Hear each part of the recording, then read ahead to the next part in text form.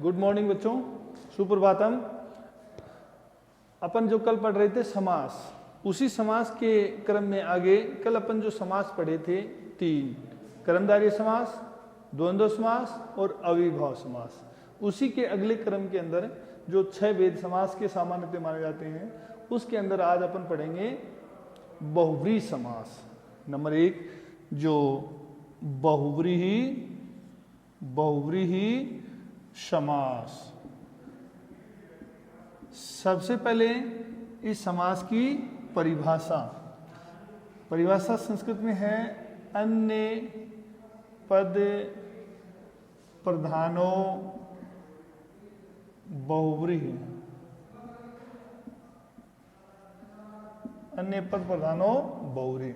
अन्य का अर्थ होता है कोई तीसरा ही पद जहां प्रधान होता है वह बहुव्रीहि समास कहलाता है।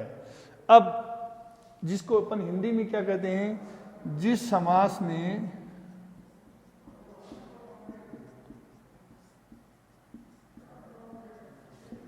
अन्य पद प्रधान होता है वह बहुव्रीहि समास कहलाता है। जिस समास में अन्य पद प्रधान होता है, अन्य का मतलब होता है तीसरा ही पद प्रधान होता है, वह बहुव्रीहि समास कहलाता है। जैसे देखिए उदाहरण के लिए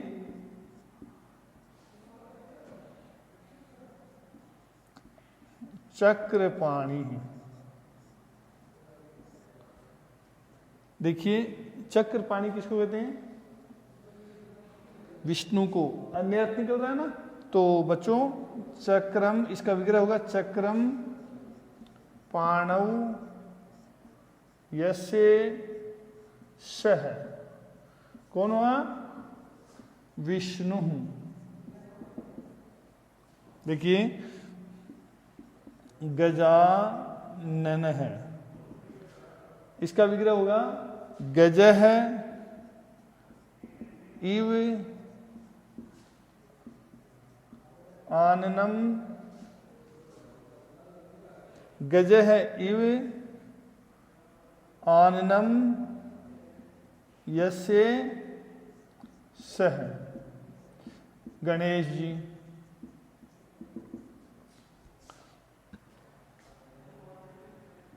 पीतांबर है। देखो बच्चों, यह जो शब्द मैंने कहा था कर्मधारय समास के समय कि पीतांबरम अगर आता है तो वह कर्मधारय समास का उदाहरण होता है, और अगर वह पीतांबर है तो वह बहुव्रीहि समास का उदाहरण है। तो इसका देखिए विग्रह पीतम अंबरम यस्य सः। विष्णु। आई बात समझे? अब देखो आगे उदाहरण।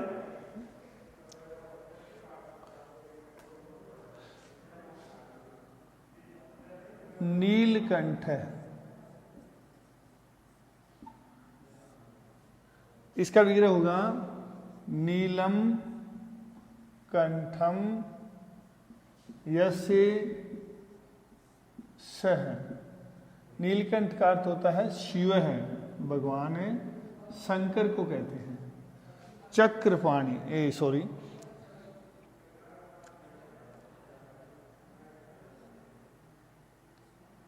त्रिशूल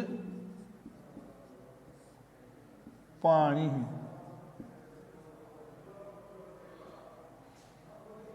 त्रिशूल पाणि, तो त्रिशूल है पाणौ यस्य सः। शिव है। चंद्र शेखर है। चंद्रशेखर है, तो चंद्र है इव शेखरम यस्य सह शिव है।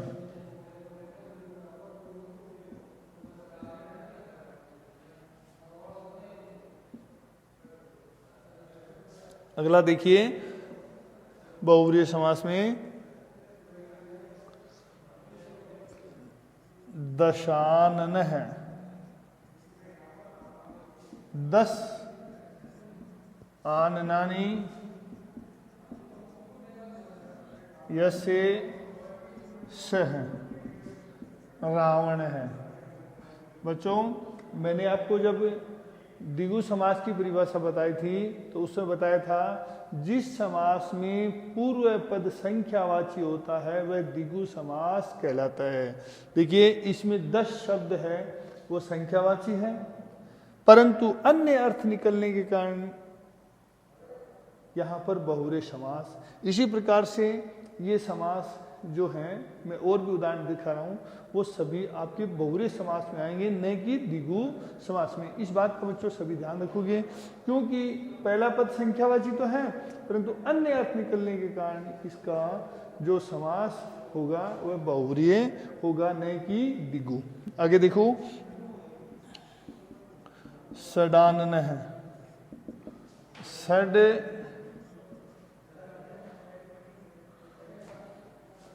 आननानी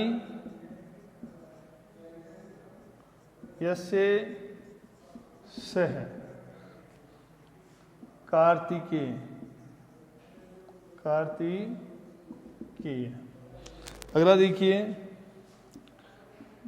पंचानन है, पंच आननानी यस्य सह, किसको कहते हैं? हनुमान। चतुरानन है,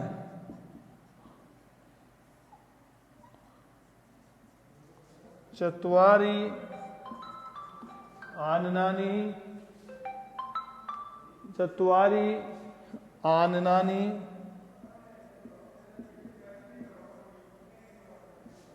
यस्य सह ब्रह्मा। चत्वारि आननानि यस्य सह ब्रह्मा। ठीक है। त्रिनेत्रम,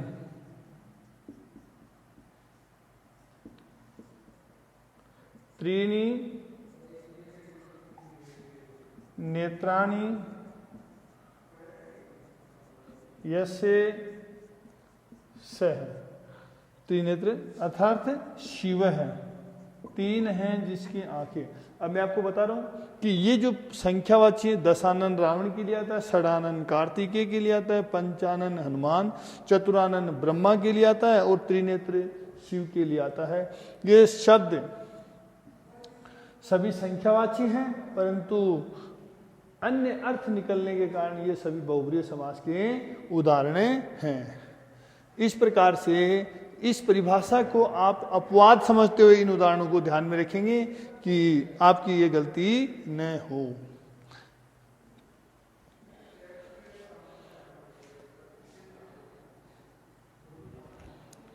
अब अपन अगला समास पढ़ेंगे द्विगु समास। द्विगु समास है, द्विगु समास है। इसकी सबसे पहले परिभाषा, संख्या पूर्वो द्विगु, संख्या पूर्वो द्विगु अर्थात जिस समास में पूर्व पद संख्यावाची होता है वह द्विगु समास कहलाता है। अब देखो इसका हिंदी में परिभाषा होगी, जिस समास में पहला पद संख्यावाची होता है वह द्विगु समास कहलाता है। समास कहलाता है। अब देखिए इसके उदाहरण द्विगु समास के, जैसे उदाहरण के लिए मुख्य कुछ उदाहरण हैं। पंचवटी, पंचवटी कहाँ पर पड़ती है? पंचवटी महाराष्ट्र में। पंच का अर्थ होता है 5, वट का अर्थ होता है वृक्ष। विग्रह क्या होगा? पंचानाम वटानाम समाहारः इति। पंचानाम वटानाम समाहारः इति यानी 5 वृक्षों का समूह। अष्टाध्यायी, अष्टानाम अध्यायानाम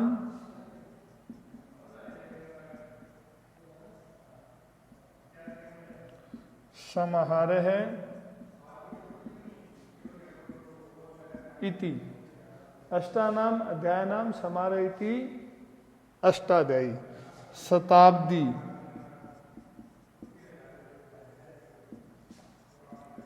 शतानाम अब्दानाम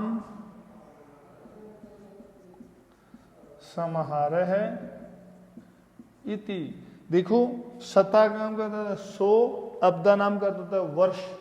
100 वर्षों का समूह, समाहार का होता है समूह। 100 वर्षों का समूह होता है बच्चों, वो क्या कहलाता है? शताब्दी।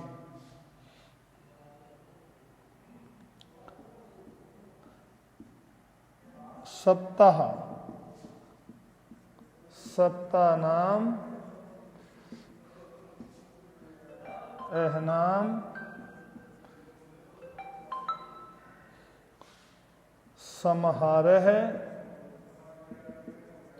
इति। 7 अहन का अर्थ होता है दिनों का, समाहार का अर्थ क्या होता है? समूह। 7 दिनों का समूह होता है, वो क्या कहलाता है? सप्ताह। इसी प्रकार से देखो, नवरात्रम, नवा रात्रिनाम, नवानाम रात्रिनाम समाहारः इति। 9 रातों का समूह होता है, वह नवरात्रे कहलाता है। आई बात समझिए। अब देखो आगे बच्चों कि इसी प्रकार से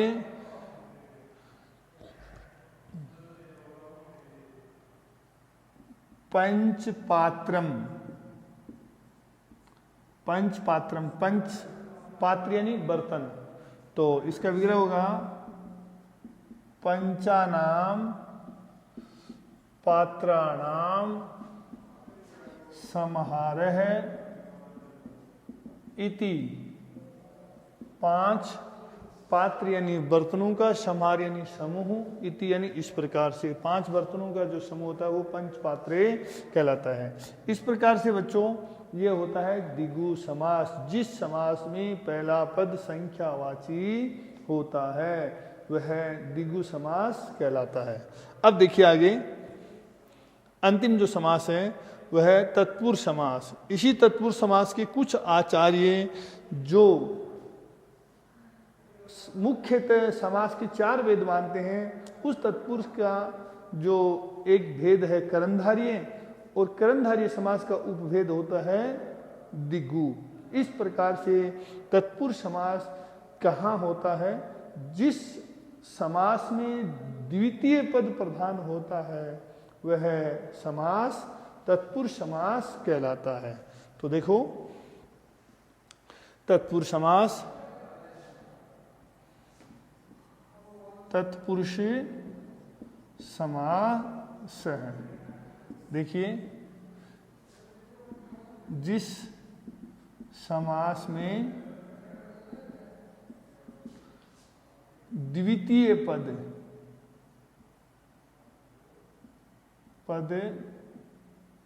प्रधान होता है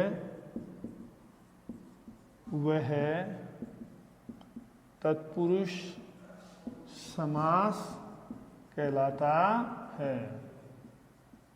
समझ गए बच्चों? तत्पुरुष समास कहाँ होता है? जिस समास में द्वितीय पद प्रधान होता है वह तत्पुरुष समास कहलाता है। अब तत्पुरुष समास में भी देखो भेद है। सबसे पहले नंबर 1 द्वितीया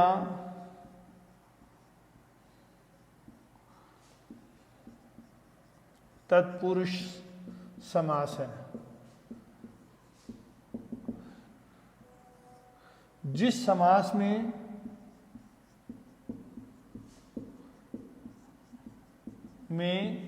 मूल शब्द में द्वितीय विभक्ति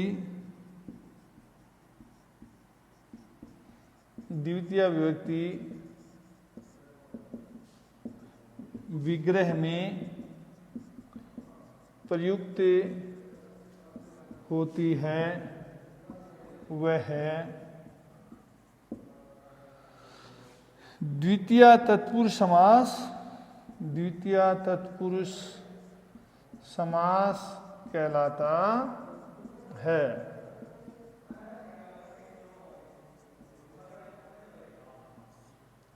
अब देखिए, जैसे मैं एक उदाहरण लिख रहा हूं आपके सामने।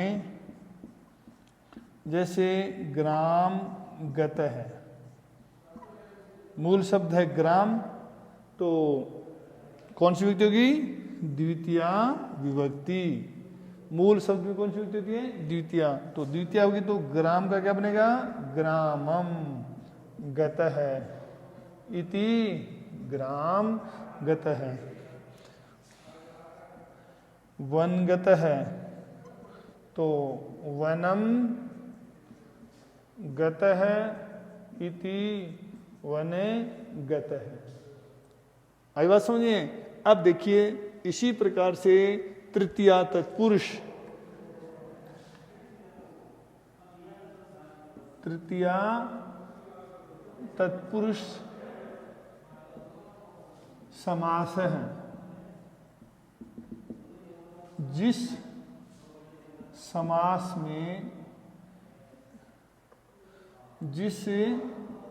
समास में मूल शब्द में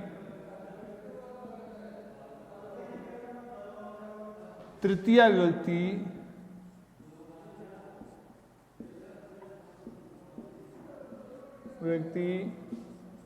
होती है वह तृतीय तत्पुरुष समास कहलाता है। देखिए, तृतीय तत्पुरुष समास कहाँ होता है? जिसके उदाहरण देखिए कि सबसे पहले उदाहरण है दंड चलित है। इसका विग्रह क्या होगा? दंडेन चलित है। देखो बच्चों, मूल शब्द है दंड, कौन सी विभक्ति हुई? तृतीय विभक्ति हुई, तो क्या हुआ? दंडेन चलित है। इसी प्रकार से हस्त लिखित है, मूल शब्द है हस्त, तो कौन सी विभक्ति होगी? तृतीय विभक्ति। क्या होगा? हस्तेन लिखित है? हस्तेन लिखित है। इसी प्रकार से पाद चलित है कि नहीं? तो मूल शब्द है पाद, तो पादाभ्याम चलित है। इसी प्रकार से चतुर्थी तत्पुरुष समास है। अब देखिए, जिस समास में मूल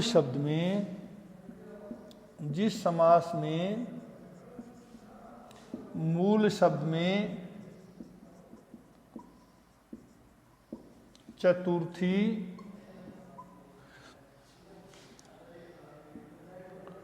विभक्ति होती है वह चतुर्थी तत्पुरुष समास कहलाता है। देखो उदाहरण के लिए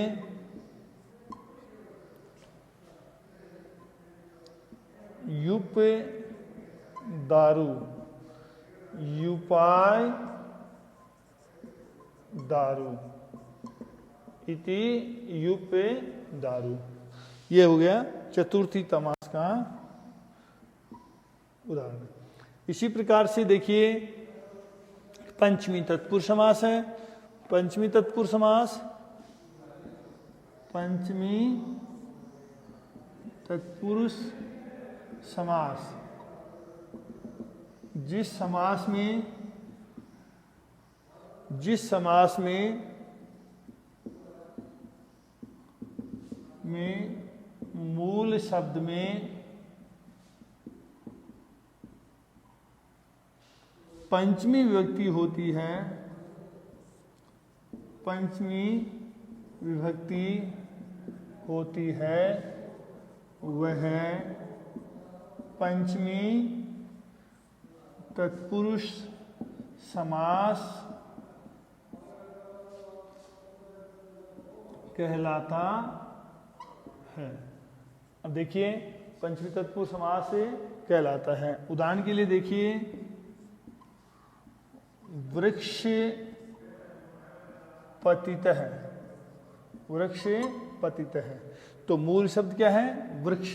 तो कौन सी विभक्ति होगी? कौन सी विभक्ति होगी? पंचमी विभक्ति होगी। तो वृक्षात पतित है। ग्रामागत है, ग्रामागत है, तो ग्राम से ग्रामात आगत है, ग्रामागत है।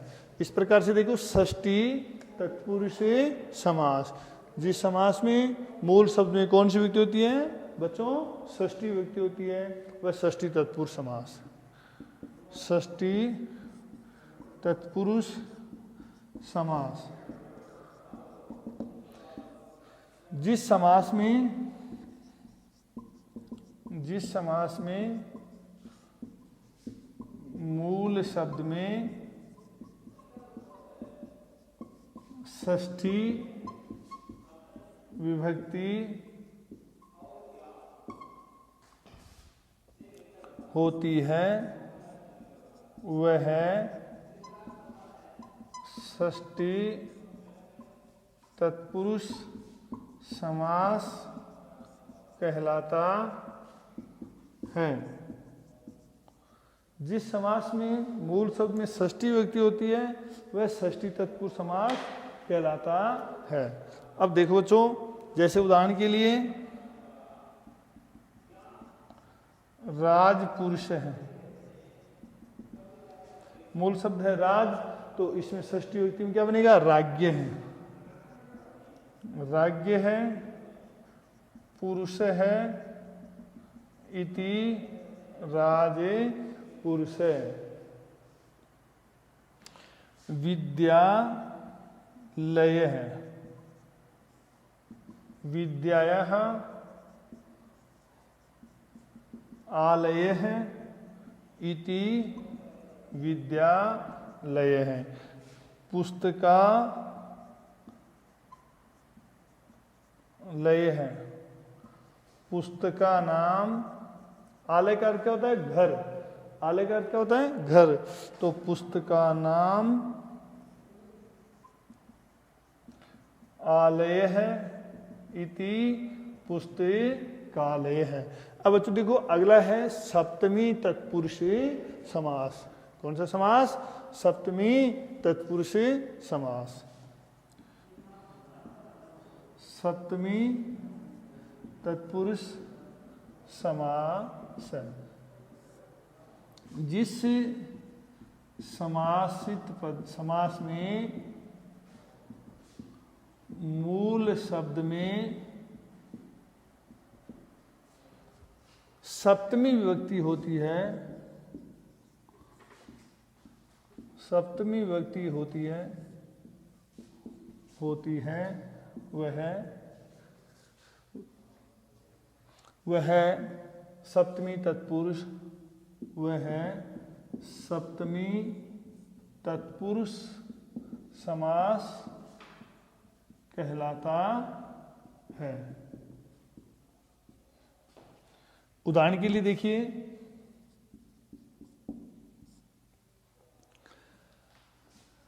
अक्षसौंड, तो मूल शब्द है अक्ष, सप्तमी विभक्ति हो गई, तो अक्षेषु सौंड इति अक्षे सौंड है। अब देखो बच्चों, एक है ने तत्पुरुष समास। कौन सा समास? ने तत्पुरुष समास। कौन सा समास? ने तत्पुरुष समास। जिस समास में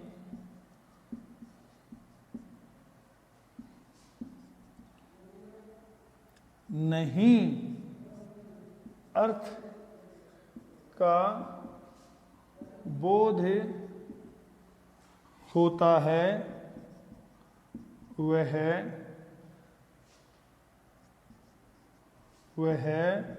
ने तत्पुरुष समास